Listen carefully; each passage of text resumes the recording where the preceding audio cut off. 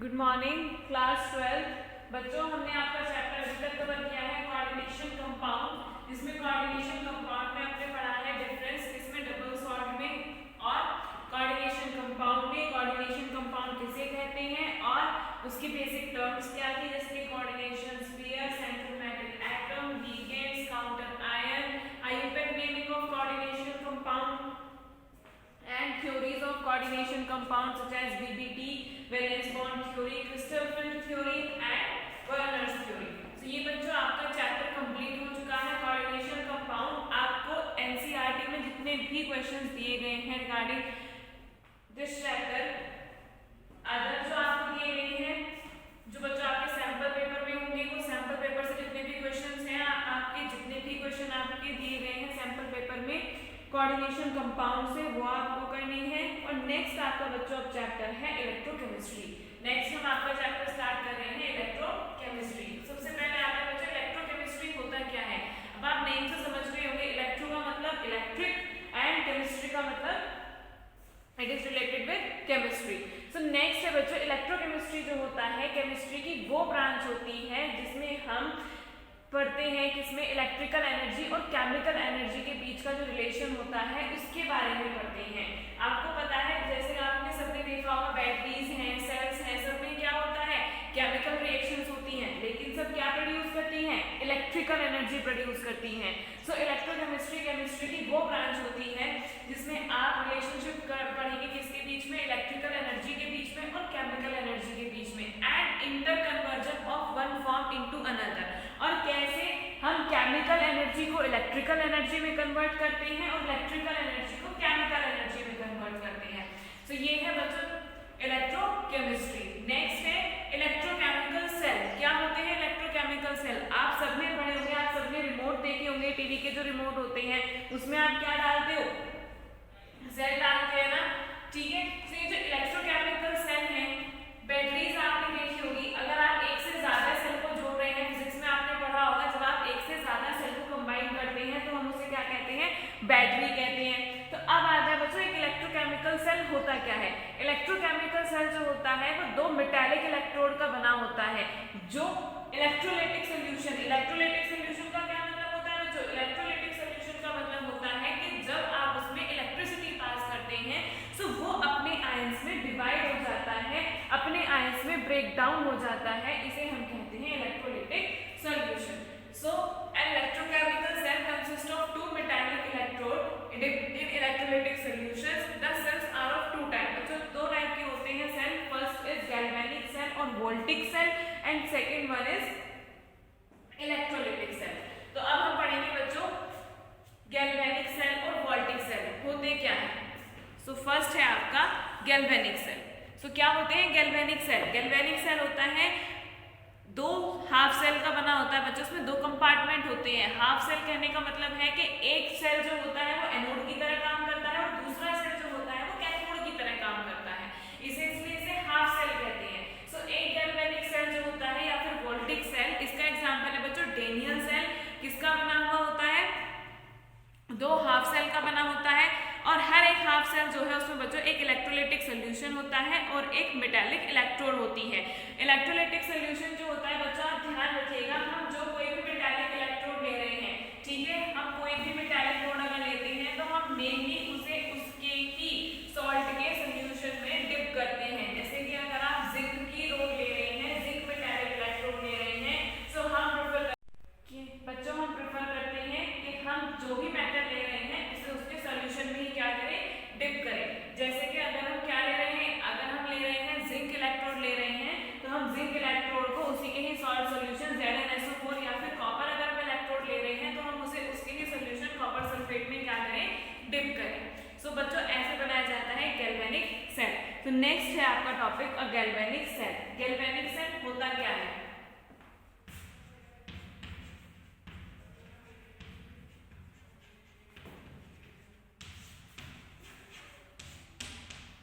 galvanic cell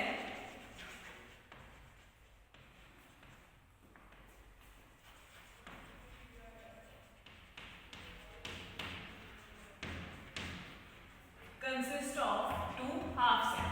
बच्चों इसमें क्या होता है, galvanic cell में ये दो हाफ सेल गैल्वेनिक सेल का एग्जांपल होता है टेनियर सेल। इसमें क्या होता है बच्चों, दो कंपार्टमेंट होते हैं, दो हाफ सेल होते हैं, दो इलेक्ट्रोड होते हैं, जिसे हम इसके ही इलेक्ट्रोलाइटिक सॉल्यूशन में क्या करते हैं, डिप करते हैं।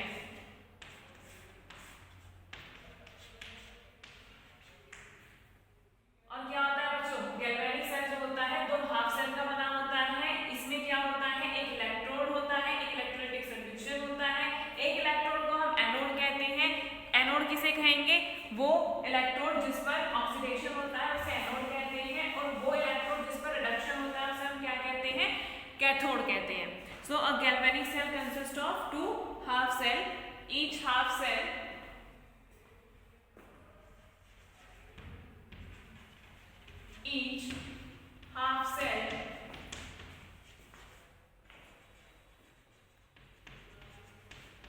consists of an electrode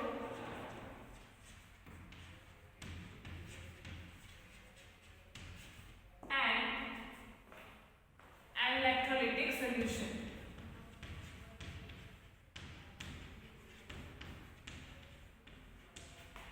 Each half cell जो होता है किसका बना हुआ होता है, उसमें एक इलेक्ट्रोड होता है और एक इलेक्ट्रोलाइटिक सॉल्यूशन होता है। So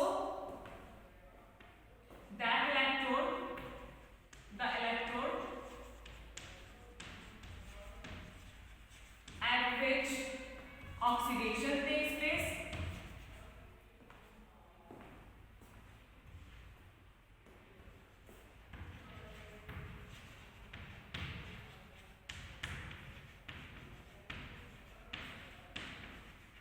बच्चों, वो इलेक्ट्रोड जिस पर ऑक्सीडेशन होता है उसे हम क्या कहते हैं, एनोड। क्या होता है oxidation, the removal of electron is called oxidation. So the electrode at which oxidation takes place is called anode and the electrode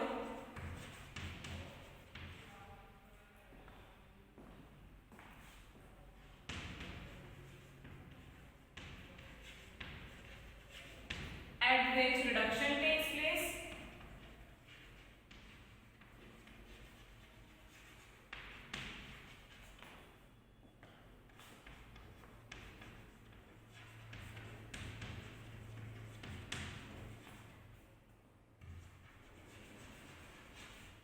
is called cathode। क्या होता है बच्चों, रिडक्शन।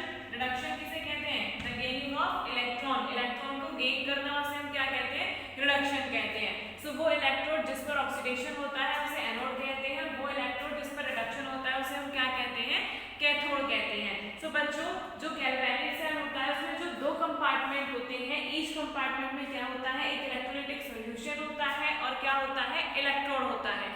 जनरली हम क्या प्रेफर करते हैं कि हम जिस भी मेटल का इलेक्ट्रोड ले रहे हैं उसे उसी के ही इलेक्ट्रोलाइटिक सॉल्यूशन में, उसी मेटल के सॉल्ट के इलेक्ट्रोलाइटिक सॉल्यूशन में हम उसे क्या करें, डिप करें। सो नेक्स्ट है बच्चों, ईच हाफ सेल जो होता है, क्योंकि एक कंपार्टमेंट को हमने क्या कहा, हाफ सेल, क्योंकि यहाँ पर हमने क्या लिखा है कि a galvanic cell consist of two half cell. So each half cell is separated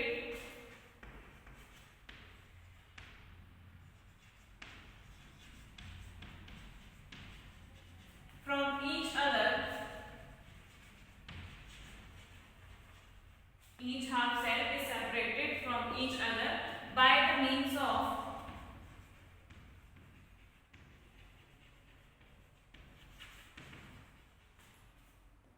porous pore और salt bridge. Each half cell जो होता है बच्चों एक दूसरे से पोरस पॉट के थ्रू या फिर एक सॉल्ट ब्रिज के थ्रू क्या रहता है, सेपरेटेड रहता है। क्या होता है सॉल्ट ब्रिज, ये जब हम अभी डायगोनल सेल करेंगे तब आपको पता चलेगा कि क्या होती है एक गैल्वेनिक सेल, वोल्टिक सेल की स्ट्रक्चर। सो नेक्स्ट है आपका टॉपिक, ये बच्चा आपको क्लियर हो गया होगा कि गैल्वेनिक सेल क्या होता है। गैल्वेनिक सेल दो हाफ सेल का बना होता है और ईच हाफ सेल में क्या होता है, एक इलेक्ट्रोड होता है। उस इलेक्ट्रोड को उसी के ही इलेक्ट्रोलाइटिक सॉल्यूशन में, जरूरी नहीं है कि हम उसी मेटल के इलेक्ट्रोलाइटिक सॉल्यूशन में क्या करें, उसे डिप करें। हम उस मेटल को किसी दूसरे इलेक्ट्रोलाइटिक सॉल्यूशन में भी क्या कर सकते हैं, डिप कर सकते हैं। लेकिन जनरली प्रेफर किया जाता है कि जिस मेटल को आप ले रहे हैं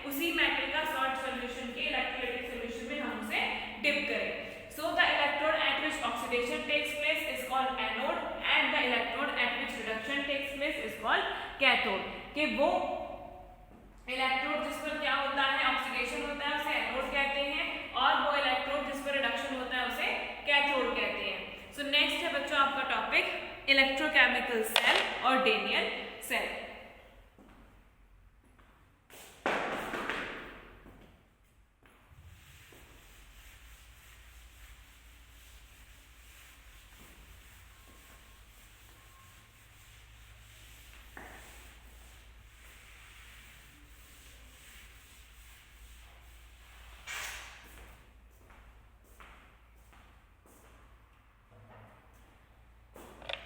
So next is electrochemical cell और Daniell cell। क्या कहते हैं इसे? गैल्वेनिक और वोल्टेज सेल। सबसे पहला आपका सेल है बच्चों, सबसे पहला आपका इलेक्ट्रोकेमिकल सेल है Daniell सेल।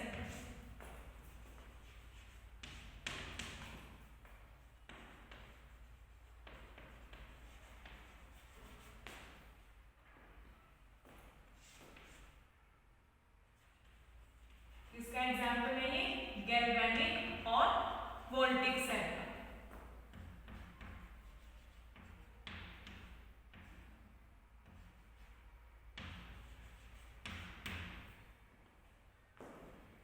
सबसे पहले क्या होता है बच्चों, अगेन दो कंपार्टमेंट हम ड्रॉ करेंगे।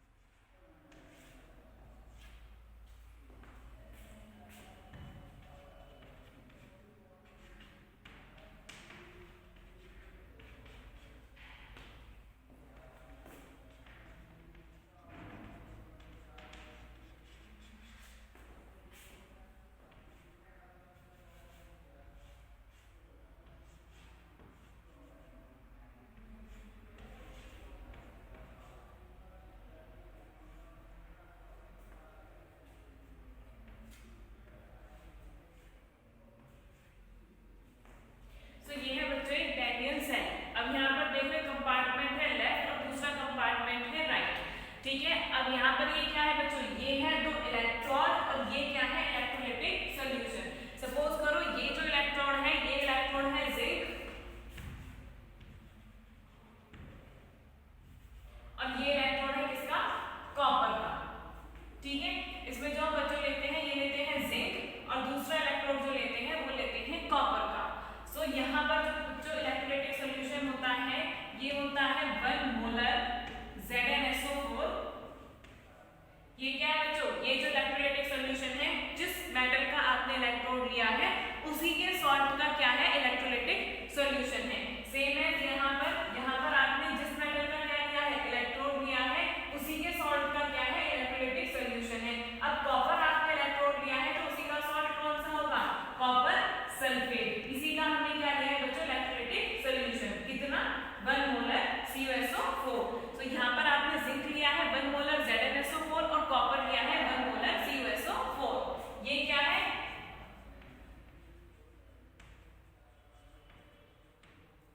वोल्टमीटर। क्या बताएगा बच्चों ये वोल्टेज, ये है की। सो अब यहाँ पर बच्चों ये क्या है की, ये की ओपन है।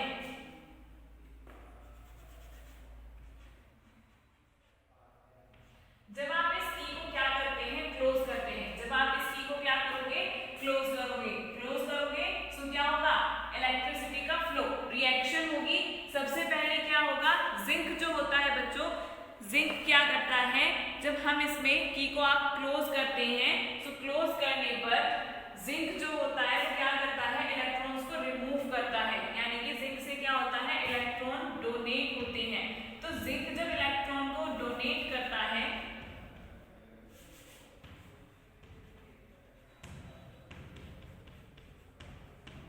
जिंक से क्या होंगे, इलेक्ट्रॉन रिमूव होंगे।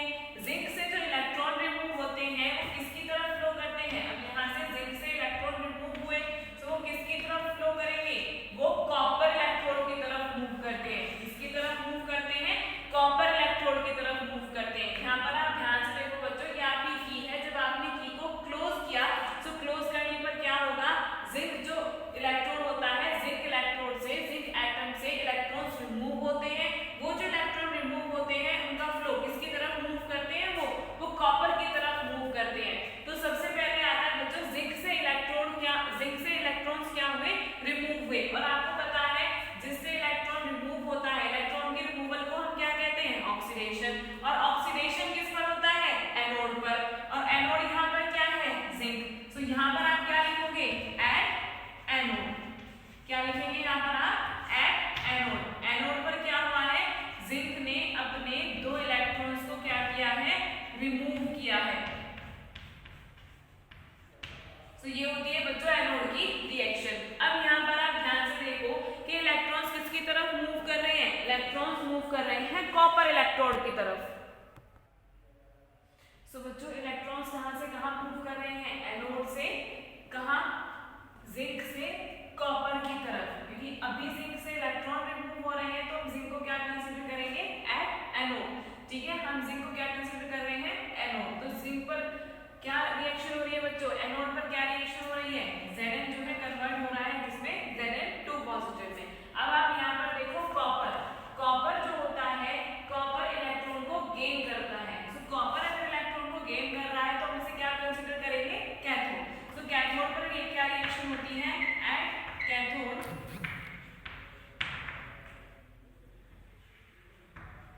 Cu2 positive is changing into Cu plus 2 electron and Cu. So cathode की रिएक्शन आप लिखो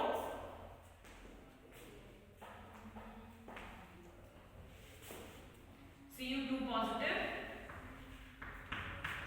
प्लस 2 इलेक्ट्रॉन, और ये चेंज हो रहा है किसमें? कॉपर में। सो बच्चों अब आप यहाँ पर ध्यान से देखो कि इलेक्ट्रॉन का फ्लो कहां से कहां हो रहा है? इलेक्ट्रॉन का फ्लो हो रहा है एनोड से कैथोड की तरफ। सो आपको पता है इलेक्ट्रॉन का फ्लो एनोड से कैथोड की तरफ हो रहा है। और इलेक्ट्रिसिटी की जो डायरेक्शन होती है वो किसका कैसे होती है? इलेक्ट्रिसिटी की जो डायरेक्शन होती है वो इलेक्ट्रॉन के फ्लो की डायरेक्शन के क्या होती है? जस्ट अपोजिट होती है। सो यहाँ पर इलेक्ट्रॉन का फ्लो एनोड से कैथोड की तरफ हो रहा है। सो इलेक्ट्रिसिटी फ्लो कहां से कहां होगा? कैथोड से एनोड की तरफ। So flow of electron is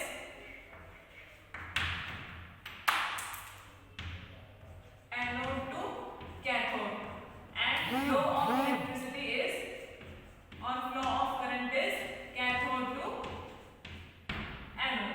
so यहाँ पे आप रिप्रेजेंट कर सकते हो flow of electron and this is flow of electricity.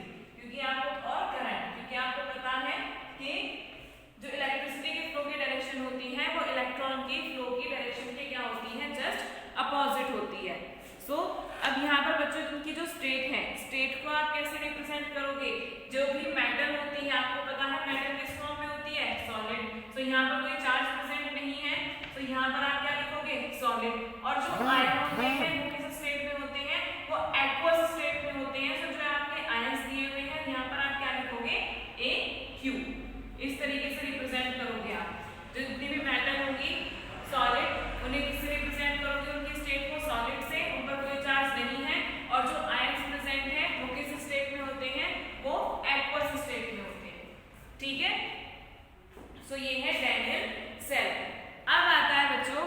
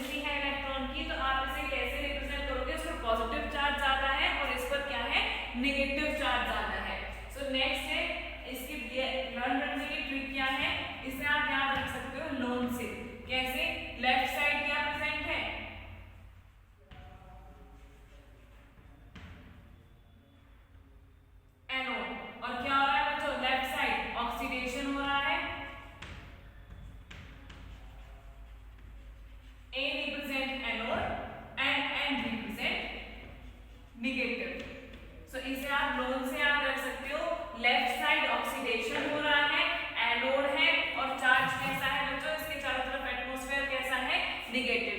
क्यों? क्योंकि इस पर किसकी एक्सेस है? इस पर इलेक्ट्रॉन्स की एक्सेस है। तो ये है आपका डैनियल सेल। अब हम बच्चों नेट रिएक्शन करेंगे कि नेट सेल रिएक्शन कैसे होती है। आपको पता है ये तो हाफ रिएक्शन होती है, ये एनोड पर जो रिएक्शन हो रही है वो है, और ये जो कैथोड पर रिएक्शन हो रही है वो है। तो ये हाफ रिएक्शन होती है। अगर हम कंप्लीट रिएक्शन लिखें तो कंप्लीट रिएक्शन को आप कैसे लिखोगे? कंप्लीट रिएक्शन में आप एनोड और कैथोड को कंबाइन करके लिखोगे। आपको पता है एनोड पर क्या हो रहा है? जिंक चेंज हो रहा है Zn2 पॉजिटिव में, और कैथोड पर क्या हो रहा है? Cu2 पॉजिटिव चेंज हो रहा है किसमें? कॉपर में। सो नेट सेल रिएक्शन जो होती है बच्चों, नेट सेल रिएक्शन में हम एनोड की रिएक्शन को और कैथोड की रिएक्शन को कंबाइन करके लिखते हैं।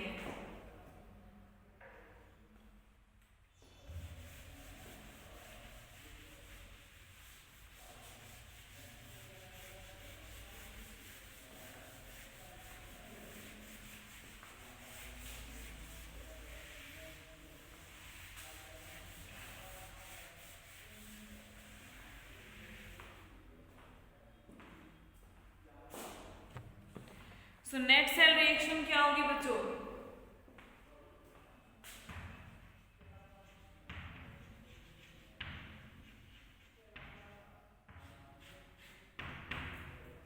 नेट सेल रिएक्शन में यहाँ पर देखो Zn plus Cu2 positive, Zn2 positive plus Cu। क्या थी net cell reaction? Zinc change हो रहा था किसमें? Zn2 पॉजिटिव में, और कॉपर आयन चेंज हो रहे थे किसमें? कॉपर, जो किसमें है? सॉलिड स्टेट में। ये होती है बच्चों नेट सेल रिएक्शन। नेक्स्ट आता है सेल रिप्रेजेंटेशन। आप रिप्रेजेंट कैसे करते हैं सेल को? सो जब आप बच्चों रिप्रेजेंट करते हैं, ये आप रिप्रेजेंट करते हैं oxidation to reduction. So next is cell representation.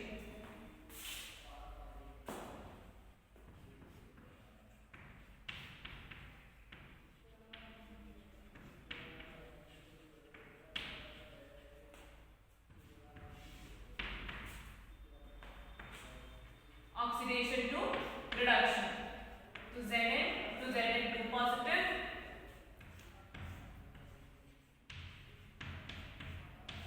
And Cu2 positive to Cu। ये है बच्चों सेल रिप्रेजेंटेशन। Zn चेंज हो रहा है किसमें? Zn2 positive and Cu2 positive represent हो रहा है किसमें? Cu। उसमें बच्चों आपको रिप्रेजेंट करना होता है इसको दो वर्टिकल लाइन से। आप जब भी किसी सेल को रिप्रेजेंट करोगे आप उसके बीच में दो वर्टिकल लाइंस जरूर लगाएंगे। यहाँ पर इसकी स्टेट भी आप लिखोगे, स्टेट भी आप रिप्रेजेंट कर सकते हैं। जिंक है किसमें? सॉलिड में, क्योंकि आपको पता है मेटल है तो इसकी स्टेट कैसी होगी? सॉलिड, और ये क्या है? आयन, तो इसकी स्टेट कैसी होगी? एक्वस। तो ये किस स्टेट में है? एक्वस स्टेट में है। ये है बच्चों cell representation. Next is net cell potential. Net cell potential जो होता है बच्चों, नेट सेल पोटेंशियल हम लेते हैं स्टैंडर्ड कंडीशन पे, ठीक है? स्टैंडर्ड इलेक्ट्रोड पोटेंशियल क्या होता है? Standard electrode potential, standard electrode potential होता है एट 25 डिग्री सेल्सियस। किस पर होता है? एट 25 डिग्री सेल्सियस पर होता है, ठीक है? तो ये है आपका नेट सेल पोटेंशियल। और किसी भी डैनियल सेल के लिए जो नेट सेल पोटेंशियल होता है वो होता है 1.1 वोल्ट। क्या होता है? 1.1 वोल्ट।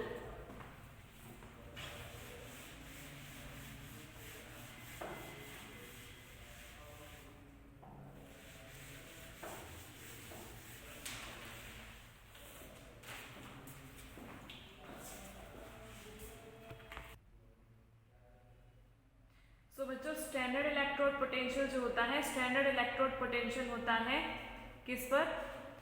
1.1 वोल्ट। और किस पर होता है? 25 डिग्री सेल्सियस पर। और जो कंसंट्रेशन होती है इलेक्ट्रोलाइट की वो होती है 1 मोलर। सो इनोड सेल जो होता है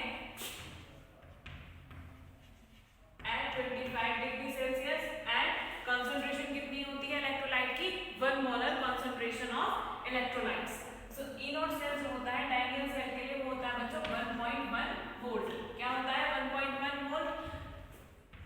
1.1 वोल्ट निकालते कैसे हैं? E naught cell standard electrode potential of cell is equals to E naught cathode minus E naught anode. क्या माइनस करते हैं बच्चों? जो स्टैंडर्ड इलेक्ट्रोड पोटेंशियल होता है कैथोड पर minus standard electrode potential of anode. So बच्चों स्टैंडर्ड इलेक्ट्रोड पोटेंशियल जो है आयु अकॉर्डिंग टू आयुपेक के अकॉर्डिंग स्टैंडर्ड इलेक्ट्रोड पोटेंशियल को हम मान के चलते हैं स्टैंडर्ड रिडक्शन पोटेंशियल। क्या मानकर चलते हैं? Standard reduction potential. So standard electrode potential is taken as standard reduction potential according to IUPAC। सो यहाँ पर आप क्या लिख सकते हो? यहाँ पर आप लिख सकते हो स्टैंडर्ड रिडक्शन पोटेंशियल। ये आपने 11th में भी किया होगा कि जो स्टैंडर्ड इलेक्ट्रोड पोटेंशियल होता है उसे हम क्या मान के चलते हैं? स्टैंडर्ड रिडक्शन पोटेंशियल मान के चलते हैं। So standard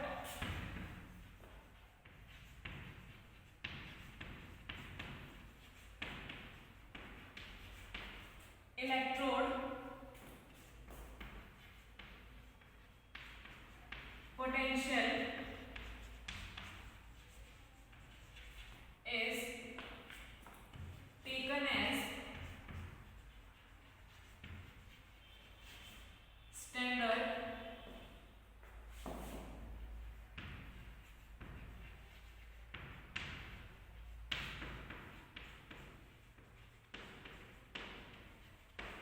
reduction potential. Standard electrode potential को आप क्या लोगे? Standard reduction potential. सो बच्चों डैनियल सेल जो होता है वो सिर्फ और सिर्फ पोटेंशियल डिफरेंस को शो करता है और वो पोटेंशियल डिफरेंस क्या होता है? अभी अभी हमने नोट किया है 1.1 वोल्ट होता है। ये क्या कन्वर्ट करता है आपको पता है? क्या रिएक्शन हो रही थी सेल में? जिंक जो होता है अपने इलेक्ट्रॉन्स को रिमूव करता है और कॉपर उन इलेक्ट्रॉन्स को गेन करता है। तो रिएक्शन कैसी है बच्चों? केमिकल रिएक्शन है। सो ये इसमें क्या हो रहा है? इसमें केमिकल एनर्जी जो होती है वो इलेक्ट्रिकल एनर्जी में चेंज हो रही है, क्योंकि जब आप की को क्लोज करते हैं, तो जब आप की को क्लोज करते हैं तो इलेक्ट्रॉन का फ्लो होता है कहाँ से? एनोड से कैथोड की तरफ। सो एनोड से कैथोड की तरफ जो इलेक्ट्रॉन का फ्लो होता है, तो ये जो आपका वोल्टमीटर लगा होता है इसमें आपको पोटेंशियल डिफरेंस शो होगा कितने का? 1.1 वोल्ट का। सो बच्चों डैनियल सेल जो होता है सिर्फ और सिर्फ पोटेंशियल डिफरेंस को शो करता है और वो कितना होता है? 1.1 वोल्ट होता है। सो ये क्या? और सेकेंड फंक्शन क्या है डैनियल सेल का? सेकेंड फंक्शन है कि ये केमिकल एनर्जी को कन्वर्ट करता है किसमें? इलेक्ट्रिकल एनर्जी में। नेक्स्ट है बच्चों salt bridge and its function. So salt bridge और इट्स इसके जो फंक्शन है इसे हम बच्चों आपके नेक्स्ट क्लास में कवर करेंगे। ठीक है, तब तक आपके जितने भी क्वेश्चन हैं रिगार्डिंग दिस टॉपिक आप उसको NCERT से एक बार इसका टॉपिक जरूर पढ़ेंगे।